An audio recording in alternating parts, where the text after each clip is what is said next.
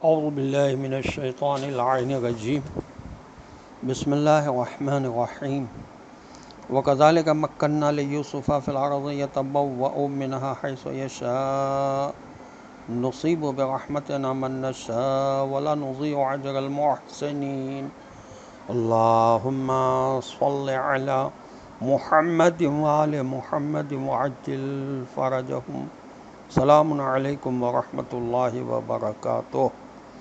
اللہ تبارک و تعالیٰ کا شکر ہے کہ سورہ مبارکہ یوسف علیہ السلام کی آیت نمبر 56 کی تلاوت کا شرف میں نے حاصل کیا، جس کا ترجمہ یہ ہے کہ غرض اس طرح ہم نے یوسف علیہ السلام کو اس زمین مصر پر اقتدار کا مالک بنا دیا کہ وہ اس میں جہاں چاہتے رہتے، یعنی مصر میں ہر جگہ ان کی حکومت تھی۔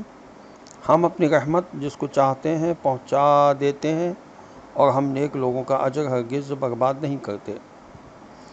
تفسیر انوار النجف میں لکھا ہے کہ حضرت یوسف علیہ السلام مصر کے بادشاہ ہو جانے کے بعد قحط کے زمانے میں پیٹ بھر کے کھانا نہ کھاتے تھے۔ آپ علیہ السلام ارشاد فرمایا کرتے تھے کہ میں ڈرتا ہوں کہ کہیں ایسا نہ ہو کہ میں پیٹ بھر کے کھانا کھا کر بھوکوں کی خبر گیری سے غافل ہو جاؤں۔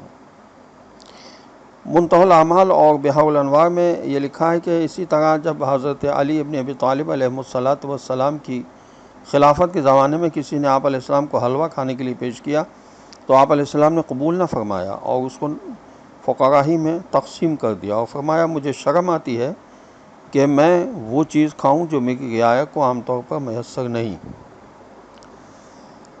حضرت یوسف علیہ السلام جہاں چاہتے اترتے، یعنی جو چاہتے تصرف کرتے، کیونکہ فرعون مصر ریان بن ولید برائے نام بادشاہ رہ گیا تھا۔ حقیقتاً حضرت یوسف علیہ السلام ہی بادشاہی کر رہے تھے۔ بعض مفسرین نے لکھا کہ فرعون مصر حضرت یوسف علیہ السلام کے ہاتھ پر مسلمان ہو کر اپنی حکومت سے دستبردار ہو گیا تھا۔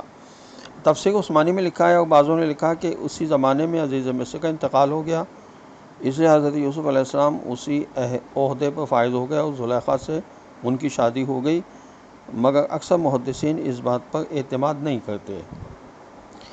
حضرت امام علی نقی علیہ السلام سے روایت ہے کہ جناب رسول خدا صلی اللہ علیہ وسلم نے فرمایا جب عزیز مصر مر گیا اور حضرت یوسف علیہ السلام حاکم تھے اور یہ قحط کا زمانہ تھا تو زلیخا سخت نادار ہو گئی۔ ایک دن مجبوراً حضرت یوسف علیہ السلام کے راستے میں بیٹھ گئی۔ جب حضرت یوسف علیہ السلام کو شان و شوکت کے ساتھ آتا دیکھا تو کہا سبحان اللہ من جعل الملوک بالمعصیت عبیدا وجعل العبید بطاعت ملوکا، پاک ہے وہ ذات جس نے بادشاہوں کو گناہوں کی سزا میں غلام بنا دیا اور غلاموں کو اپنی اطاعت کی وجہ سے بادشاہ بنا دیا۔ حضرت یوسف علیہ السلام نے زلیخا سے دریافت کیا کیا تجھے میری ضرورت ہے؟ وہ بولی اس بات کو رہنے دیجیے۔ جب آپ علیہ السلام نے دوبارہ پوچھا تو کہا ہاں مجھے آپ کی ضرورت ہے۔ حضرت یوسف علیہ السلام نے اپنے محل بھجوا دیا۔ پھر اس نے حضرت علیہ السلام کو بتایا کہ میری طرح شاید ہی کوئی گرفتار مصیبت ہوا ہوگا۔ اول تو یہ کہ میں آپ علیہ السلام کی محبت میں گرفتار ہو گئی، دوسرے مصر میں مجھ سے زیادہ کوئی خوبصورت و حسین نہیں، مگر میرا شوہر نامرد تھا۔ حضرت یوسف علیہ السلام نے پوچھا تھا کہ دل میں کوئی خواہش ہے؟ تو اس نے کہا ہاں، خدا سے دعا کریں کہ میری جوانی پلٹا دے۔ حضرت یوسف علیہ السلام نے دعا فرمائی تو زلیخا کی جوانی پلٹی۔ حضرت یوسف علیہ السلام نے اس سے شادی کی جس سے آپ علیہ السلام کے دو فرزند افراہیم اور ملیشہ پیدا ہوئے۔ یہ تفسیر مجموع البیان میں لکھا ہے بحوالہ تفسیر علی بن ابراہیم۔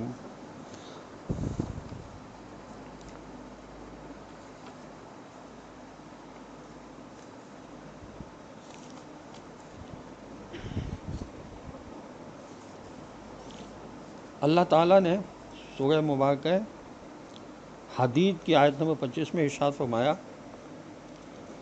لقد ارسلنا رسولنا بالبینات وانزلنا معهم الکتاب والمیزان لیقوم الناس بالقسط وانزلنا الحدید فیہ باس شدید ومنافع للناس ولیعلم اللہ من ینصرہ ورسولہ بالغیب ان اللہ قوی عزیز۔ بتحقیق ہم نے اپنے رسولوں کو واضح دلائل دے کر بھیجا ہے اور ہم نے ان کے ساتھ کتاب اور میزان نازل کیا ہے تاکہ لوگ عدل قائم کریں، اور ہم نے لوہا اتارا جس میں شدید طاقت ہے اور لوگوں کے لیے فائدے ہیں، اور تاکہ اللہ معلوم کرے کہ کون بن دیکھے اللہ کو معلوم ہے اور لوگوں کو بتائے کہ کون بن دیکھے خدا اور اس کے رسولوں کی مدد کرتا ہے، اللہ یقیناً بڑی طاقت والا غالب آنے والا ہے۔ عدل و انصاف کا قیام انسانی معاشرے کی دیرینہ آرزو رہی ہے۔ آیت قرآنی کے روح سے انبیاء علیہ السلام کی بعثت کے اہداف میں سے ایک ہدف عدالتی، معاشرتی اور سیاسی شعبوں میں عدل کی حکمرانی قائم کرنا ہے۔ انبیاء علیہ السلام چونکہ خود عادل ہیں اور اجتماعی عدالت کے پوشیدہ زاویوں سے بھی آگاہ ہیں، اس لیے انبیاء علیہ السلام اس دینی آرزو کو عملی کرنے کے لیے بہترین افراد ہیں، اگرچہ ان اہداف کا اہم حصہ اسلامی حکومت کی تشکیل کی صورت میں ہی محقق ہوتا ہے۔ البتہ یہ انبیاء علیہ السلام بھی غالباً طاغوت کے تسلط میں رہے ہیں اور دینی حکومت کی تشکیل کا موقع پیدا نہ کر سکے، اس لیے اپنی قوم کے اندر عدل کو رواج دیتے رہے۔ امام کاظم علیہ السلام کی حدیث اصول کافی کی جلد 1 صفحہ 542 پر کہ صرف وہی شخص عدل قائم کر سکتا ہے جو عدل کو اچھی طرح سے جانتا ہو اور خود بھی عادل ہو۔ مولا علیہ السلام کی ایک حدیث پیش کرنا چاہتا ہوں۔ ظاہر کہ وقت تو زیادہ تھوڑا ہو چکا ہے، لیکن مختصر حدیث ہے۔ مولا علیہ السلام فرماتے ہیں، اخلاق کی وسعت میں رزق کے خزانے پوشیدہ ہیں۔